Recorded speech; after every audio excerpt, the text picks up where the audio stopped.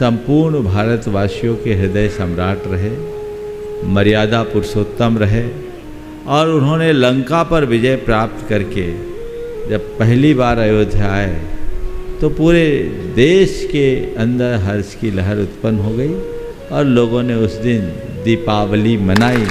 तो जैन भी उसमें सम्मिलित रहे, क्योंकि जैन परंपरा में भी श्री राम का बहुत महत्वपूर्ण स्थान है।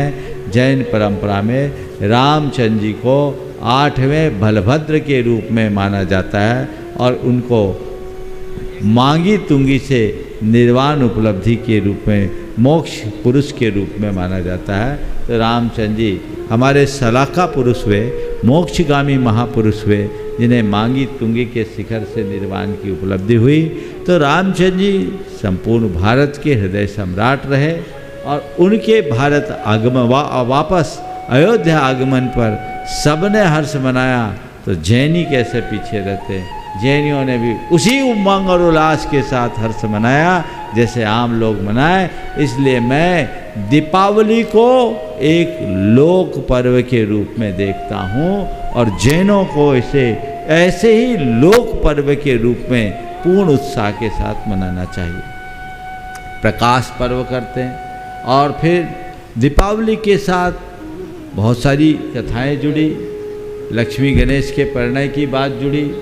जैन धर्म के अनुसार ये कैसे सुसंगत होती वो बात भी मैं आप सबसे करना चाहूँगा। जैन धर्म की दृष्टि से एक दूसरी बात ये जुड़ी कि दीपावली के दिन ही भगवान महावीर को निर्वाण की उपलब्धि हुई और भगवान को निर्वाणोपलब्धि हुई, इसलिए उनके निर्वाणोपलब्धि के अवसर पर सभी जैन लोग प्रातःकाल भगवान का निर्वाण कल्याणक महोत्सव मनाते हैं, लाडू चढ़ाते हैं। और जिस दिन निर्वाणोपलब्धि हुई उसी दिन उनके गणधर, जिन्हें गणेश कहते हैं, गणेश गणपति, गण यानी संघ कहलाता है जैन धर्म के अनुसार, और गण के पति गणधर कहलाते हैं, उन्हें ही गणेश भी कहते हैं। वो बुद्धि के देवता कहलाते हैं, गणेश को बुद्धि के देवता के रूप में जाना जाता है। और जैन धर्म में तीर्थंकरों के जो गणधर होते हैं वो बुद्धि आदि समस्त रिद्धियों के अधिपति होते हैं। इसलिए हम जैन धर्म में गणधर को ही गणेश, गणपति, गणनायक, विनायक और गणधर के रूप में जानते हैं, बुद्धि के देवता के रूप में जानते हैं। उस बुद्धि के देवता को उसी दिन शाम को केवल ज्ञान रूपी लक्ष्मी की प्राप्ति हुई। तो गणेश का लक्ष्मी के साथ सुयोग बना। इसलिए आज दीपावली में आप लोगों के यहाँ लक्ष्मी की पूजा की जाती है, गणेश की पूजा की जाती है। जैन धर्म में ऐसे किसी मूर्त लक्ष्मी और गणेश की मान्यता नहीं, लेकिन गणधर गणेश, गौतम गणधर रूप गणेश की और उन्हें प्राप्त ज्ञान लक्ष्मी की आराधना की जाती है। और इसीलिए घर में दीप जलाया जाता है। शाम के समय में जैसे और लोग जलाते हैं वैसे दीप जलाते हैं। 64 रिद्धि के प्रतीक 16 दीपक में 4-4 बाती, 16 कारण भावना के प्रतीक 16 दीपक, और प्रत्येक दीपक में 4-4 बाती लगाते हैं जो 64 रिद्धियों के द्योतक होते हैं और उसे उस तरीके से करते हैं। तो जो धार्मिक मान्यताएं हैं उन्हें धार्मिक तरीके से हमें अपनाना चाहिए और जो लोक मान्यता है उसे हमें लोक मान्यता के अनुसार करना चाहिए। ये बात कहना कि जैनियों का दीपावली से कोई संबंध नहीं है, गलत बात है।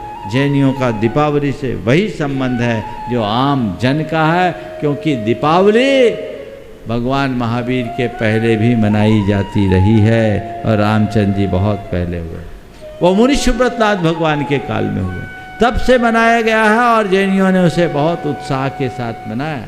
तो दीपावली मनाइए, खूब उत्साह के साथ मनाइए। पर आपने प्रसंग छेड़ा है तो मैं कुछ सलाह भी दूंगा। दीपावली में आप लोग साफ सफाई करते हैं और चीज़ें करते हैं, वो अपनी कहानियाँ हैं, लेकिन दीपावली में किसी भी प्रकार का व्यसन न करें। बहुत सारे लोग जुआ खेलते हैं, ये पाप है, ये दुर्गति का कारण है, पतन का है, तो इससे बचना चाहिए। इसी तरह आतिशबाजी, बम फटाके का प्रयोग बिल्कुल नहीं करना चाहिए। ये पूरे के पूरे प्रकृति की सेहत के विरुद्ध है, पर्यावरण के खिलाफ है। इससे अनेक प्राणियों को घात पहुंचता है। कितने पक्षी अकाल मौत के कारण बन जाते हैं, कई के तो गर्भपात भी हो जाते हैं और कईयों ने अपनी आंखें भी खो दी। ये हिंसा के अट्ठास से आनंद मनाना कतई उचित नहीं है। हमारे देश में दीप जलाना, प्रकाश फैलाना तो मान्य है, क्योंकि हम तमसोमा ज्योतिर्गमय की संस्कृति का अनुसरण करते हैं। हम प्रकाश फैलाएं लेकिन अट्ठास न करें। ये बम फटाका, बारूद, इस तरह का विस्तार कतई उचित नहीं है। इस पर लोगों को सोचना चाहिए। सरकार और अन्य सामाजिक संगठन भी इसके लिए लोगों को बार बार प्रेरित करते हैं कि इस तरह के कृत्यों से बचें, क्योंकि इसके दुष्परिणाम बहुत भयानक आ रहे हैं। दिल्ली जैसे महानगर में तो इसके कारण प्रदूषण का लेवल बहुत ख़राब हो जाता है। सब छोटे बड़े शहर में ऐसा होता है। तो आतिशबाजी से बचना चाहिए। आतिशबाजी का क्या आनंद मुझे समझ में नहीं आता। मुझे तो लगता है लोग अपने रुपयों को जलाकर खुश हो रहे हैं, पैसे जला रहे हैं। इसकी ज़रूरत क्या है? आतिशबाजी करने की जगह आप दीपावली मनाना चाहते हो तो मैं आपको सलाह देता हूँ, दीपावली के दिन शाम को घर से निकलो, अपनी गाड़ी में अपने बच्चों को रखो, मिठाइयों के कुछ डब्बे अपने साथ रखो, स्लम एरिया में चले जाओ, कुछ दीप अपने साथ रखो, उस घर चले जाओ जिस घर में दिया न जला हो, उस घर चले जाओ जिस घर में मिठाई ना आया हो, और उस घर में जाकर अपने हाथ से दीप जलाओ, उनके बच्चों को मिठाइयाँ खिलाओ। फिर देखो तुम्हारी दीपावली कितनी उत्तम दीपावली है।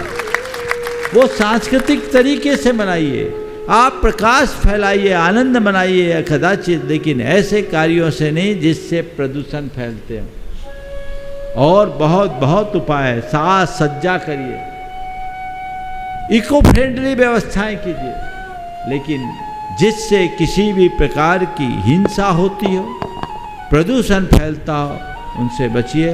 मैंने कई लोगों को देखा, एक सज्जन है जिसकी एक आंख आज पत्थर की लगी है, अनारदाना लगाया, जलाया, बहुत देर से जला नहीं, झांका, फट से वो अनारदाना चला गया, जल गया, वो एक आंख खो गई। न जाने कितनों के साथ हर साल कितनी दुर्घटनाएं घटती है, उसके बाद भी लोग नहीं चेतते। मैं तो अपने से जुड़े तमाम लोगों से कहूँगा कि आप इस संदेश को आत्मसात कीजिए और इस प्रकार की आतिशबाजी से बचिए। खुशियाँ मनाइए, खुशियाँ बांटिए, किसी के खुशी में खलल मत डालिए।